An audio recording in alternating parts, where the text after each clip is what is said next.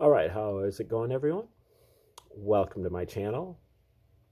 This is an educational channel. We try to tune into great theories of everything, all-encompassing theories, grand unified theories, earth-shattering discoveries, magnum opuses, tour de forces. Generally emanating from obscure sources.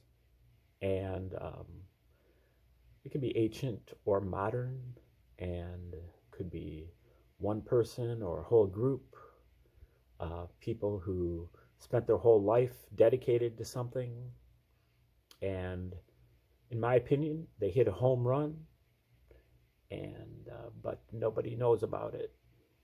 And trying to document these things for your own personal edification, your quest for better spiritual, mental, and physical health, your paradigm shifting, your awakening to 5D consciousness, your formation of a holistic world. And today is our 193rd video we've done, entitled The Reciprocal Church, which is where we're trying to put together spiritual resources, people who have contributed to a spiritual understanding, or contributed to the spiritual misunderstanding that we currently have. We recognize that our Western religions are about to collapse under their own weight when the truth comes out, and we're going to put the truth out there and provide some alternatives through a syncretic process of taking these bits and pieces and putting them together into a pragmatic whole that we can use to, contact our divine nature, however we do that. And we are looking at decoding the New Testament. It's my hypothesis. I'm not the only one. Joseph Atwill is one of the major authors that I'm following here. That our New Testament is a psychological operation that was written by the Romans. Jesus Christ was created by the Romans, the Caesars, in order to, as a piece of wartime propaganda, to get the Jews to chill out a little bit. Maybe get them to turn the other cheek, or to render unto Caesar what is Caesar's. And by proposing the Prince of Peace, they were hoping that they could avoid all of these rebellions, insurrections, and wars that the Jews were causing in their province. Palestine was a Roman colony, so to speak, starting in 63 BC. And for the next 2 centuries, they were a royal thorn in the side of the Romans, culminating in the 66 to 73 AD War of the Jews.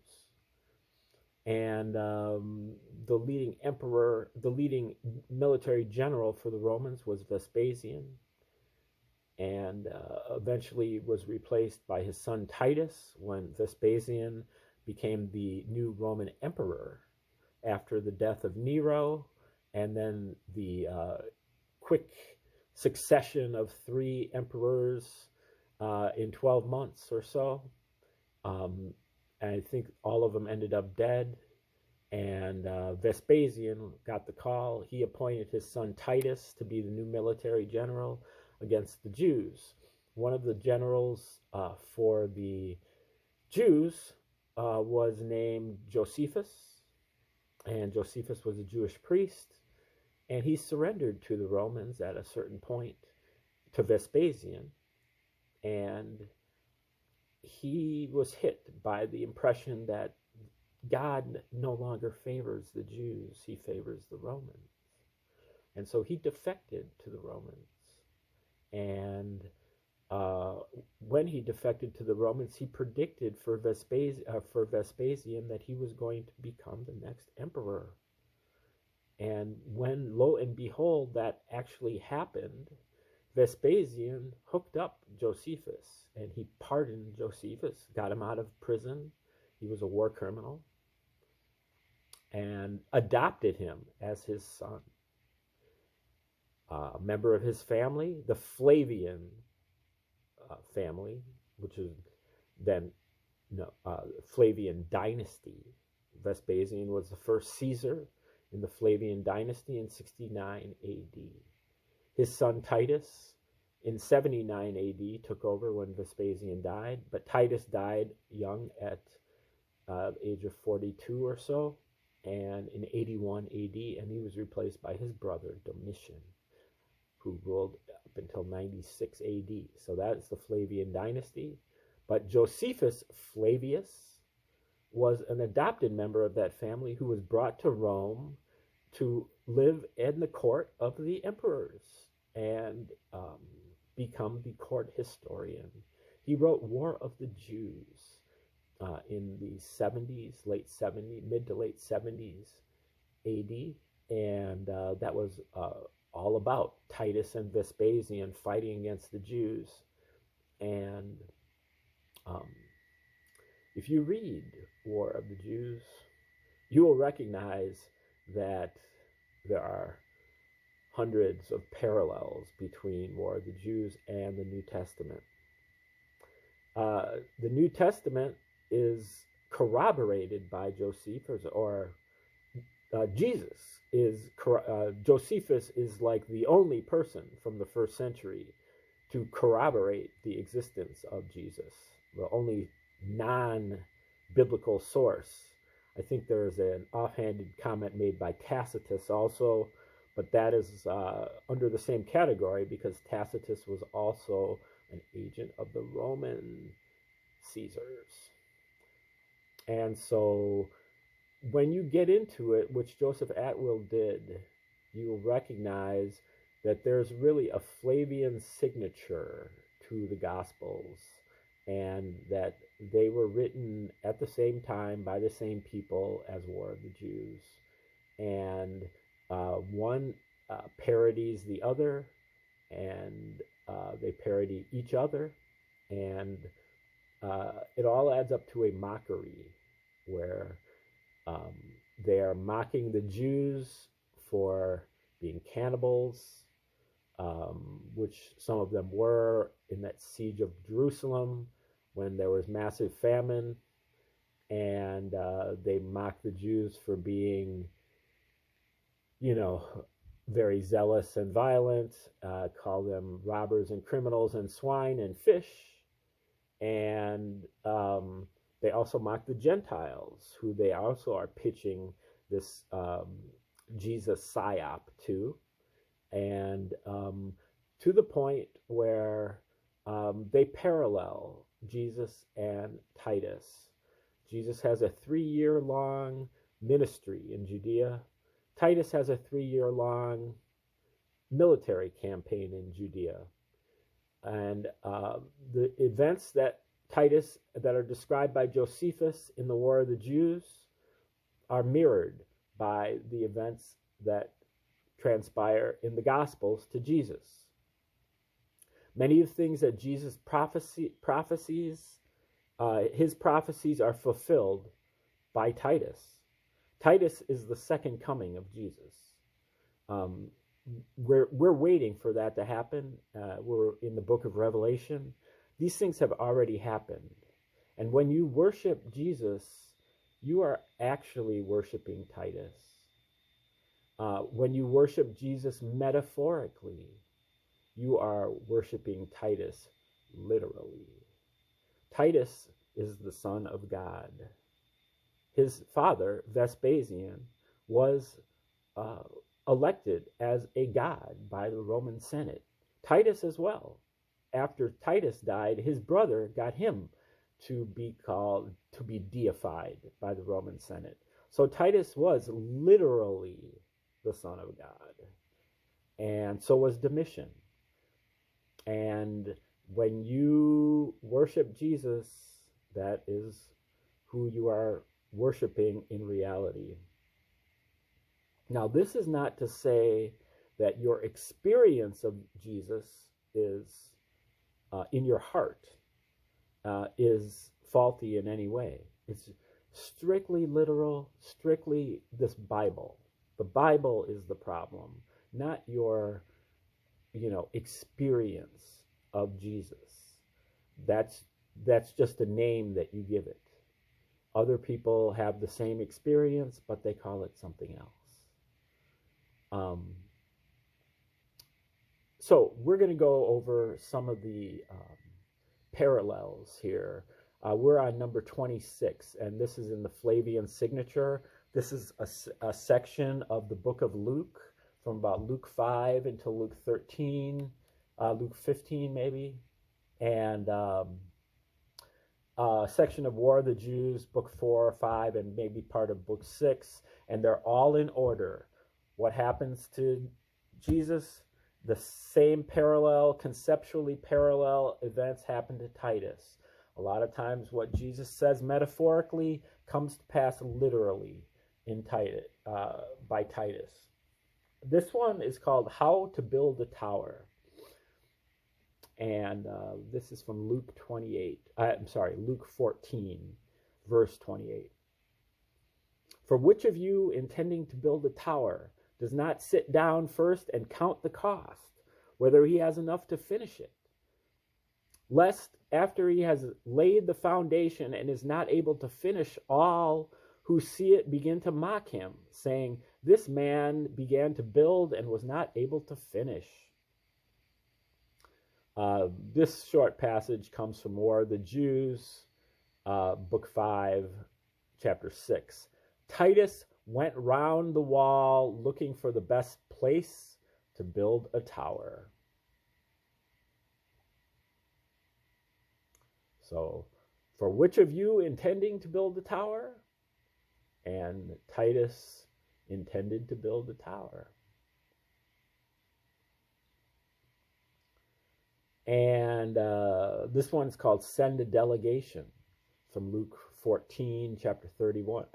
Luke chapter 14, verse 31. Or what king going to make war against another king does not sit down first and consider whether he is able with 10,000 to meet him who comes against him with 20,000? Or else, while the other is still a great way off, he sends a delegation and asks conditions of peace. Paralleled by War of the Jews, book 5, chapter 6, paragraph 261. Josephus attempted to discourse. Now remember, Josephus is a character in the book as well as the author, because he is the general for the Jews in this war, one of the generals. But he's also the author of the book after he defected. Josephus attempted to discourse to those that were upon the wall about terms of peace.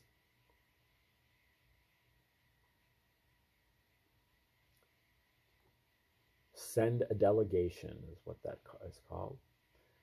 This one occurs inside the city of Jerusalem, within the walls. And again, because these things are all occurring in the same order, in the same locations, 40 years apart. The triumphal entrance and the stones that cried out. And this is from Luke 19, chapter 30, verse 35. So I guess it goes all the way up to Luke 19. But he skipped a few verses, a few chapters there. I tell you that if these should keep silent, the stones would immediately cry out. Now, as he drew near, he saw the city and wept over it, saying, if you had known, even you, especially in this your day, the things that make for your peace, but now they are hidden from your eyes. And that is paralleled by the triumphal entrance and the stones that cried out. That's paralleled by War of the Jews, Book 5, Chapter 6, verses 269 to 273, or paragraphs. Josephus describes Titus's entrance into the city, this is at will, which were the stones hurled by catapults. That's the entrance into the city. In the passage, Josephus made an apparent mistake by writing, "The sun cometh," rather than "the stone cometh," which are the same word, very similar words in Hebrew, I believe, but maybe Greek.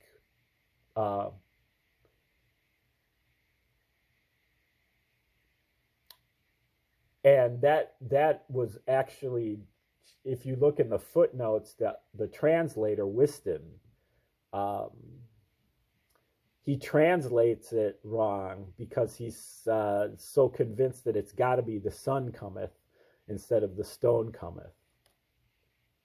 So Josephus made an apparent mistake writing "the sun cometh" rather than "the stone cometh." Though the apparent error has puzzled scholars, this analysis makes the satirical and typological meaning of Josephus's error clear, his so-called error. Notice that Josephus first describes the coming of the stone, then a stone that cries out, and finally he recorded that the sun or stone was hidden from your eyes, or hidden from the Jews' eyes. And so Josephus says, when the engine, which is the catapult, when the engine was let go and the stone came from it and cried out aloud in their own country language, and now it says, "the sun cometh." That was how Whiston translates it, but the actual word is stone. The stone cometh.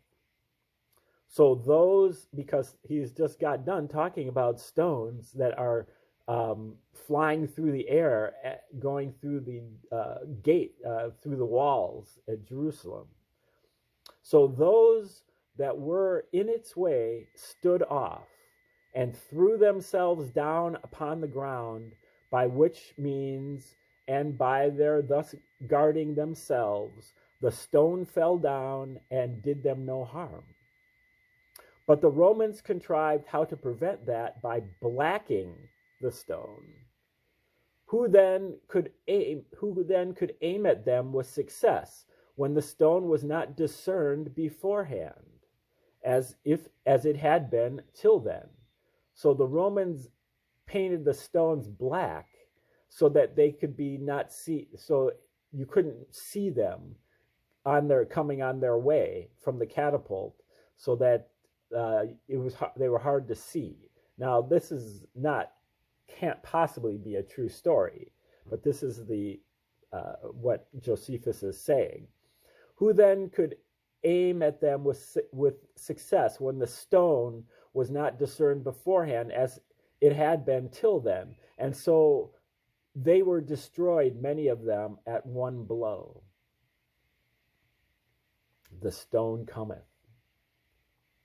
Note then, in Hebrew, sun is ben, and stone is eben. Ben, B-E-N, and stone is eben, E-B-E-N. God he's quoting here Matthew 3, verse 9. God is able to raise up sons to Abraham from these stones. So that might be another clue. Now, again, you have to recognize that there are so many parallels here that many of them are not obvious. You kind of have to be looking for them to find them. Some of them are very, very obvious, but some of them are an inside joke. They're mocking you with all of them, but some of them are difficult to see.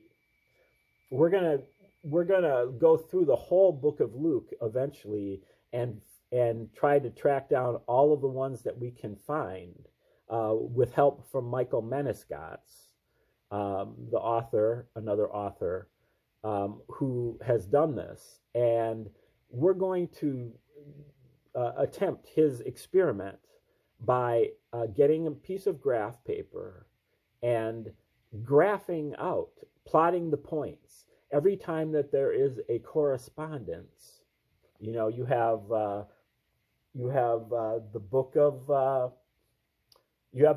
Luke on the vertical axis, and you have the War of the Jews on the horizontal axis. You know, so this one here is Luke 19, verse 43. So that's, you know, Luke has 24 verses. So, you know, you start at 1, you go up to 24. So 19 is like here. And then in the War of the Jews, this is in, this next one is in verse 490 or something like that, or paragraph 490. And so there's 700 paragraphs, so it would be over here. So the plot, you just put a dot there. And every time that there's a correspondence, we're going to put a dot there and then see what it says when we're all done with the book of Luke. And you will see what Joseph Atwill probably unintentionally called, as far as this is concerned, the Flavian signature. They literally signed their name to the book of Luke. Okay. This section here is called Jerusalem Encircled with a Wall. Scholars have always recognized that Luke chapter 19, verse 43 was dependent upon Josephus's description of Jerusalem encircled with a wall. Now, again, I have to emphasize that the works of Josephus, War of the Jews, used to be part of the Bible. Okay, back in the day, back before the Middle Ages, many of the Christian sects had Josephus as part of their Bible. It was because the prophecies that Jesus makes in the Gospels are fulfilled by Titus in the Bible. Or, when Jesus predicts the destruction of the temple is destroyed in War of the Jews. And so, but when they realize that what that means is that they're worshiping Titus as the second coming, then they finally got rid of that. Except for the preterists. The sect called the preterists still used Josephus as part, War of the Jews as part of their Bible. So when it says that scholars have always recognized that Luke 19:43 was dependent upon Josephus's description of Jerusalem encircled with a wall. And so out of Luke, it says, "For days will come upon you when your enemies will build an embankment around you, surround you and close you in on every side, and level you and your children within you to the ground. And they will not leave in you one stone upon another, because you did not know the time of your visitation." They will not leave in you one stone upon another. They will build an embankment around you, surround you, and close you in on every side, and level you and your children within you to the ground. Okay, now when we go to Josephus, he says, "They must build a wall around the whole city," which was, he thought, the only way to prevent the Jews from coming out anyway, and that then they would either entirely despair of saving the city, and so would surrender it up to him, or be still the more easily conquered when the famine had further weakened them. For that besides this wall, he would not lie entirely at rest afterward, but would take care then to have banks raised again, when those that would oppose them were become weaker. But that if anyone should think such a work to be too great, and not to be finished without much difficulty, he ought to consider that it is not fit for Romans to undertake any small work, and that none but God himself could with ease accomplish any great thing whatsoever. None but God himself could with ease accomplish any great thing.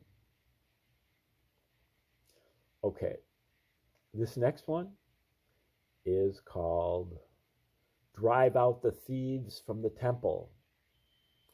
And this is from War of the Jews. So the other one is parodying the other one here. And War of the Jews, Book 5, Chapter 7, Paragraph 301. The robbers. I guess that's page 301, because that would be paragraph like 600. The robbers were driven out by the Son of Man. Then the Romans mounted the breach, and all the Jews left, the guarding that wall, and retreated to the second wall. So those that had gotten over that wall opened the gates and received all the army within it. And thus did the Romans get possession of this first wall on the 15th day of the siege. And then from Luke 19:45, Luke recorded that Jesus had an event foreseeing Titus's victory over the robbers in the area in front of the temple. Notice the typological concept of the Jews seeking to destroy Jesus. Quote from Luke, "Then he went into the temple and began to drive out those who bought and sold in it, saying to them, 'It is written, my house is a house of prayer, but you have made it a den of thieves.' And he was teaching daily in the temple, but the chief priests and scribes and the leaders of the people sought to destroy him." Okay, and that is, the parallels. It's called Drive Out the Thieves from the Temple. And so, Josephus says, the robbers were driven out by the Son of Man. Then the Romans mounted the breach, and all the Jews left the guarding that wall and retreated to the second wall. And so,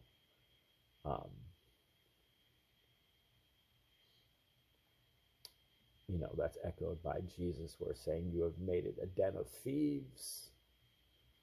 Okay, the next one is the well-known abomination of desolation. Luke is placed in the correct spot in the sequence. Notice the witticism whereby the author of Matthew notes that the reader needs to understand something about the abomination of desolation. What he needs to understand is that if it had been included in the same passage in Luke, with its numerous typological parallels occurring in the same sequence, the Jesus-Titus typology would be too obvious. So again, he's mentioning that, they put some of this in Matthew instead of leaving it in Luke, because otherwise it would be too obvious. So, the Romans are trying to hide this. They don't want people to find out about this immediately. They want it to be found out. I think they probably would have figured out that in 2,000 years it would have been discovered. And it has been discovered by other people throughout history. We will be looking at some of them as we go on here. This is not, Joseph Atwill is not the first person to discover this. This has been discovered by some very brilliant minds who have very important roles in Western civilization before. But Atwill is the only author I know of who made it explicit. Okay, so this here is also Luke chapter 21. verses 10 through 20. Also Matthew 24, verses 7 through 15. And then he said to them, nation will rise against nation, and kingdom against kingdom, and there will be great earthquakes in various places, and famines and pestilences, and there will be fearful sights and great signs from heaven. But before all these things, they will lay their hands on you and persecute you, delivering you up to the synagogues and prisons. You will be brought before kings and rulers for my name's sake, but it will turn out for you as an occasion for testimony. And then I think this is the Matthew part. Therefore, settle it in your hearts not to mediate beforehand on what you will answer, for I will give you a mouth and wisdom which all your adversaries will not be able to contradict or resist. You will be betrayed even by parents and brothers, relatives and friends. They will put some of you to death, and you will be hated by all for my name's sake. But not a hair of your head shall be lost. By your patience possess your souls. But when you see Jerusalem surrounded by armies, then know that its desolation is near.